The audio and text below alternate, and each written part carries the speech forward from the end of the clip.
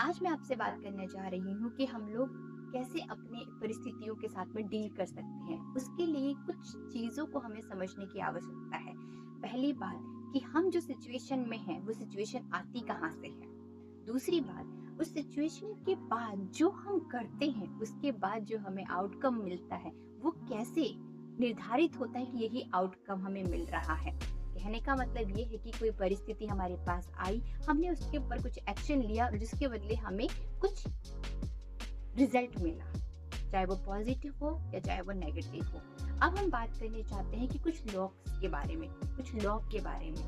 बात हम ये करते हैं कि जब हम इस ब्रह्मांड में कुछ चीज निश्चित है, अपने कर्मा के अकॉर्डिंगली हमारे अपने कुछ साइकिल्स होते हैं जिसके अकॉर्डिंगली हमारे पास इवेंट्स आते रहते हैं, चाहे वो अच्छे हो या बुरे हों।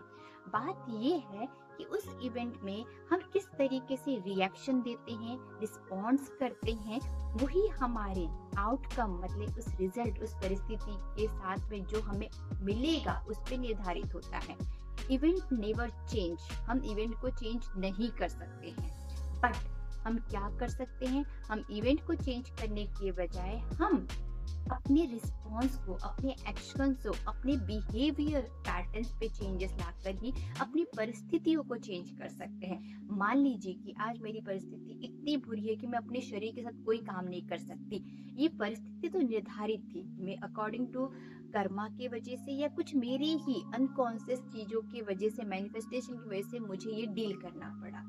रिजल्ट अब यहाँ पे कैसे आएगा? क्या मैं उस परिस्थिति के साथ में अपने आप को नेगेटिविटी में घेर लूंगी कि मेरे साथ ही ऐसा होता है, भगवान मेरे साथ ही इतना बुरा क्यों करता है, क्यों ये हो रहा है, या फिर एक पॉजिटिविटी एक्शन लेके कि चाहे वो उसके लिए मुझे कुछ भी करना पड़े, मैं तो अपनी बॉडी को फिट रखूंगी, फाइन रखूंगी, चाहे उसके लिए मुझे कहीं जाके क्लासेस लेनी पड़ेगी या फिर किसी अच्छे डॉक्टर के साथ कंसल्ट करना पड़ेगा, या फिर मैं कुछ ऐसी हैबिट्स को चेंज करूं जिसकी वजह से मेरी बॉडी में चेंजेस आए और मैं ठीक हो जाऊं।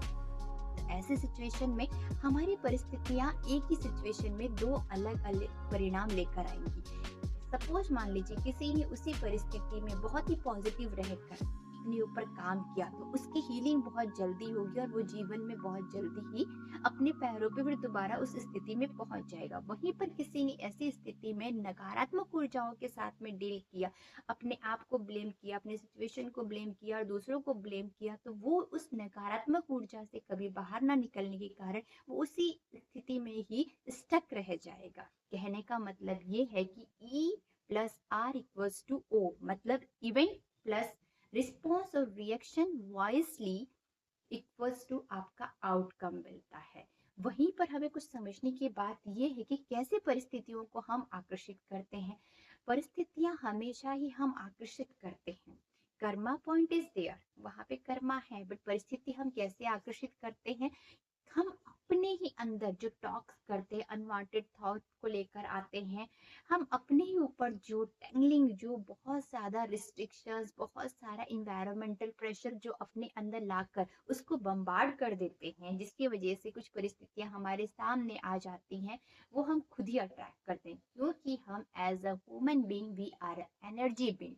एनर्जी कैसे, जैसी हम एनर्जी को अट्रैक्ट करते हैं वैसी एनर्जीज हमें मिलती है। फॉर एग्जाम्पल, अगर मैं सैड हूँ, मैं दुखी हूँ, मैं ब्रेकअप में हूँ, तो मेरे सामने वही परिस्थिति आएगी, किसी का झगड़ा दिखाई देगा, रेडियो टेलीविजन में वैसे ही ब्रेक हार्ट के सॉन्ग सुनाई देंगे। तो वो कैसे होता है, कैसे टीवी को पता कि अभी मुझे वो सैड सॉन्ग सुनना है, मैं उस फ्रिक्वेंसी में हूँ, क्योंकि ये पूरा ब्रह्मांड उस एनर्जी और फ्रिक्वेंसी के ऊपर काम करता है। जैसी फ्रिक्वेंसी हम चाहते हैं, यूनिवर्स वैसी फ्रिक्वेंसी हमारे सामने दे देता है। अब यहाँ पे बात आती है कि मैं तो हमेशा ही पॉजिटिव होता हूँ, फिर भी मेरे साथ नकारात्मक क्यों होता है।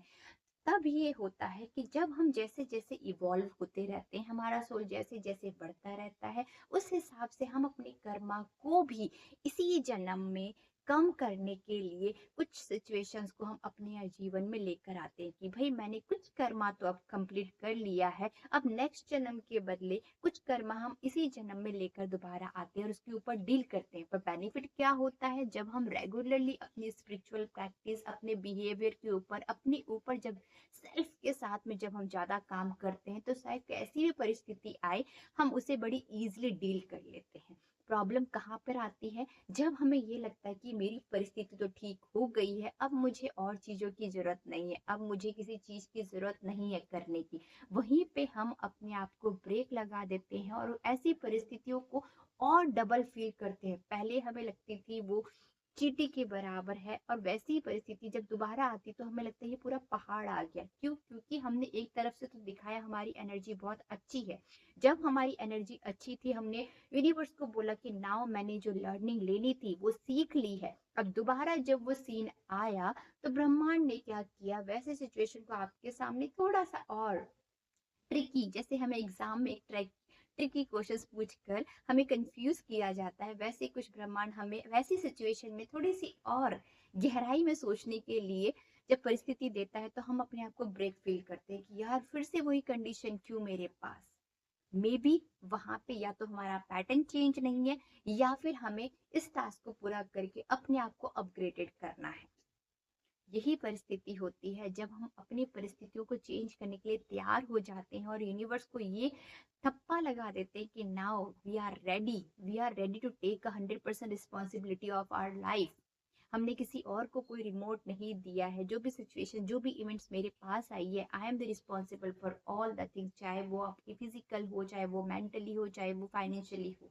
When you started recognising your self, जब आपको ये लगता है कि हाँ भी ये परिस्थितियाँ, ये चीजें मेरे लिए आई है और मुझे ही कुछ सिखानी आई है, मुझे कुछ इससे बढ़कर, जैसे एग्जाम्पल के तौर पे मैं आपको बोलती हूँ, कोई भी स्कूल में एग्जाम होता है वो इसलिए नहीं होता है कि बच्चे को पनिशमेंट दिया जाए, वो इसलिए होता है कि बच्चे अपने ज्ञान को समझ पाए कि हाँ उन्होंने 6th और 7th की पढ़ाई बहुत अच्छी तरीके से कर लिया, नाउ अपग्रेडेड हो जाएंगे वो 8th और 9th में।